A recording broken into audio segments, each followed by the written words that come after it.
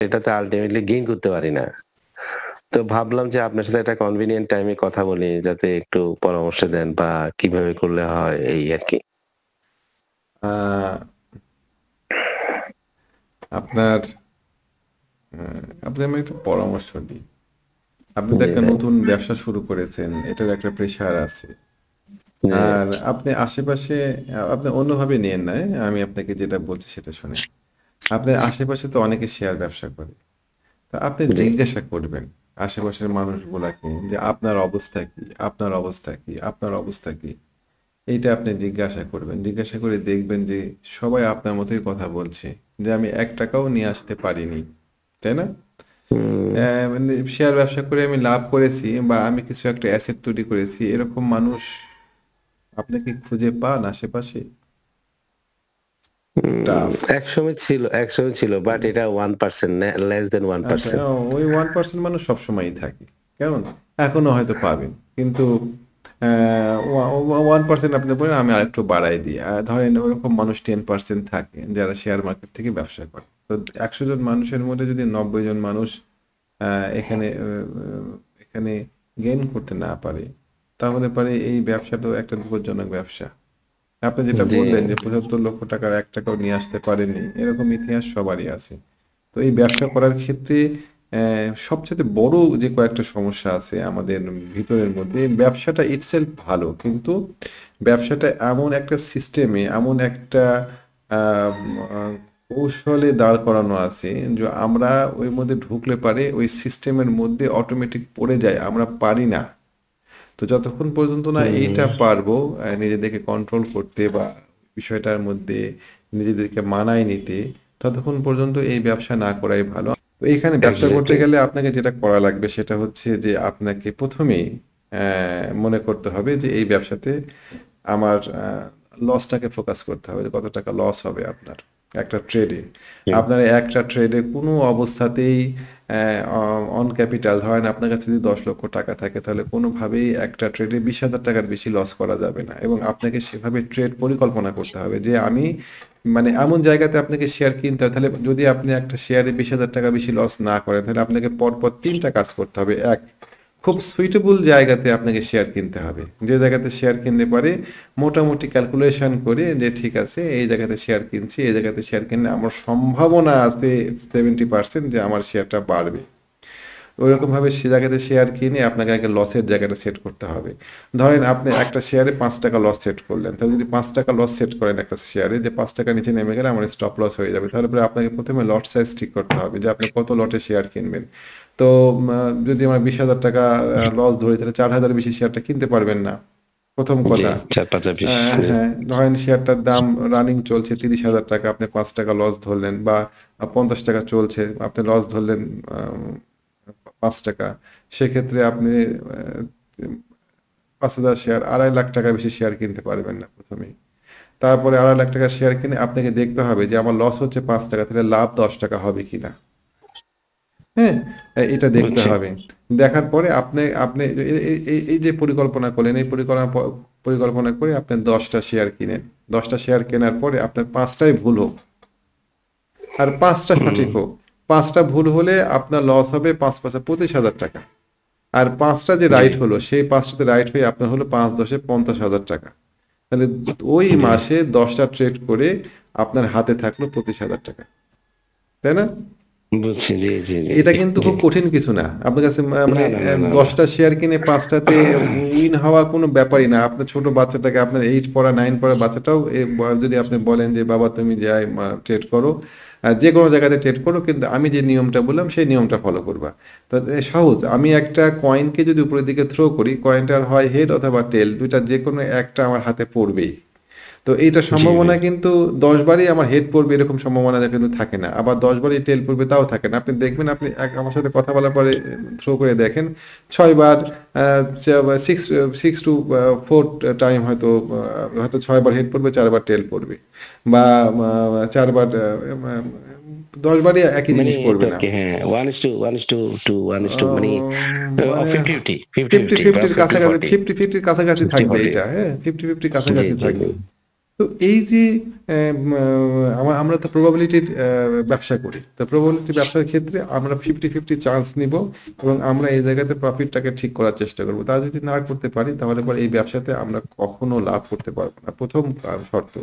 2 জি নম্বর শর্ত জি হচ্ছে যে আমরা হোল্ড করতে জানি না। যে তো বিশ্বাস করেন, আমি জি যদি তাদেরকে বলি একটু দাঁড়াও, একটা শেয়ারকে তৈরি হতে দাও, একটু একটু ওয়েট, এখন না, তারা অপেক্ষা করবে না। তারা একটা শেয়ার কিনে লসে রান করতে পছন্দ করবে, কিন্তু একটা শেয়ার কেনার জন্য টাকা নিয়ে অপেক্ষা করতে পারবে না। না কেমন? হ্যাঁ, এটা একটা শেয়ার কিনে টাকা নিয়ে অপেক্ষা করা, তো পাগল হয়ে ওটা, যায়।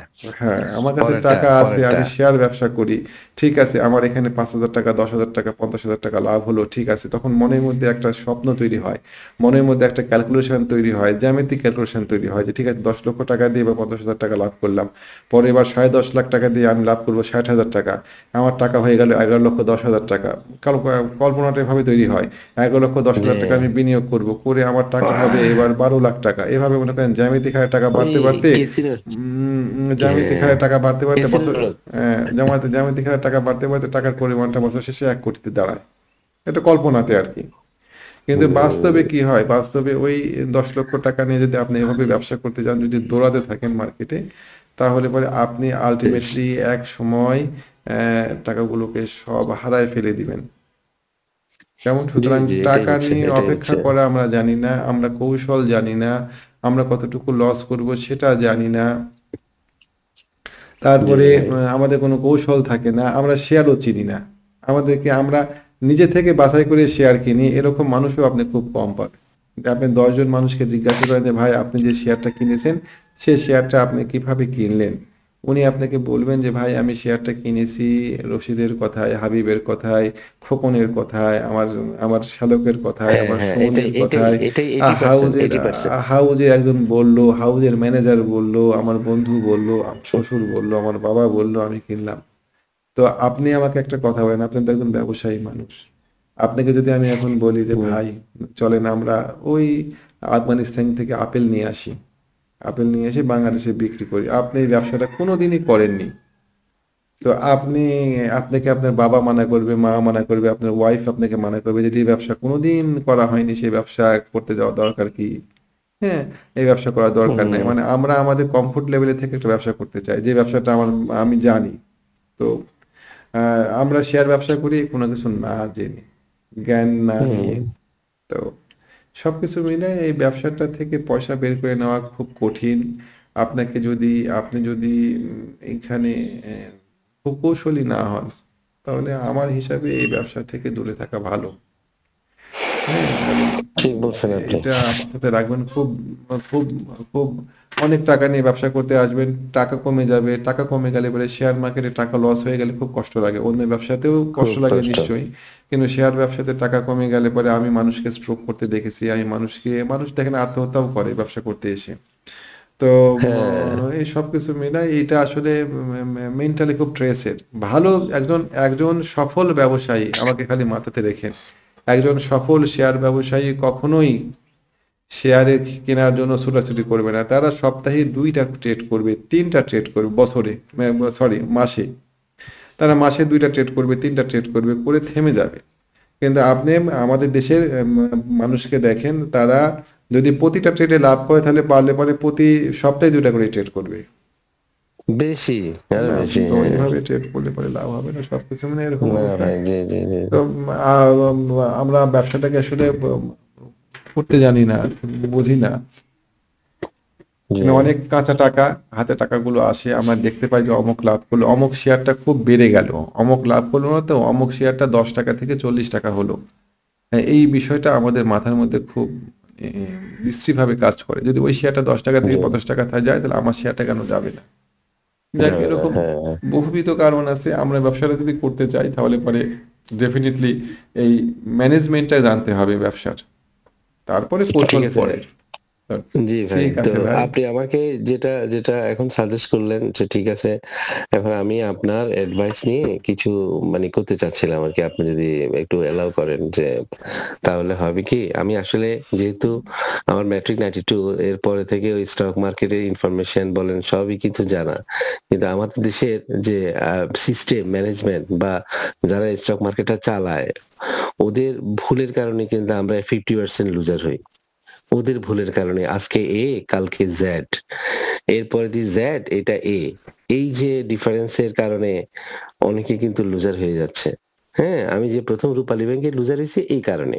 জি, আর জি। পরবর্তী যেটাগুলো হইছে সেগুলা হ্যাঁ, কিছু লোভে অর্ধেক মানুষের হচ্ছে যে ওই সেল কত করবে এটা জানে না অথবা অতিরিক্ত লোভ করে ফেলে অথবা এই হুট করে শেয়ার কিনে আবার হুট করে বিক্রি করে দেয়।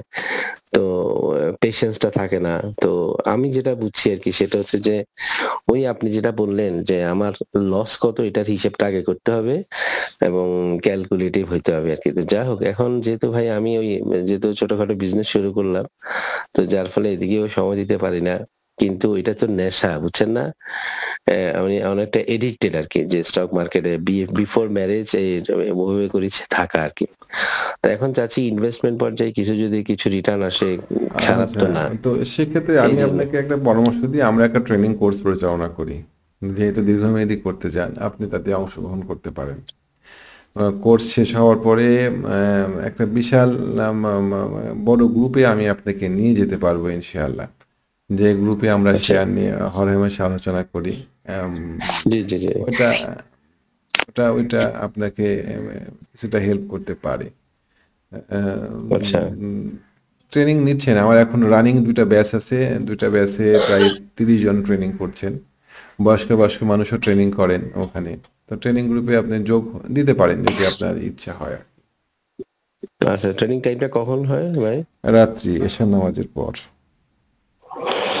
আচ্ছা ঈশা তো হচ্ছে 7:30 জামাত 7:30 পৌনে 8 তার মানে 8 টার পরে আরকি রাইট? 8টা 8:30। 8:30 দিকে আরকি, হ্যাঁ। উম আচ্ছা ট্রেনিংটা আমি কয়দিনের জন্য এটা করেন ভাইয়া? ট্রেনিংটা হয় ৬ সপ্তাহ।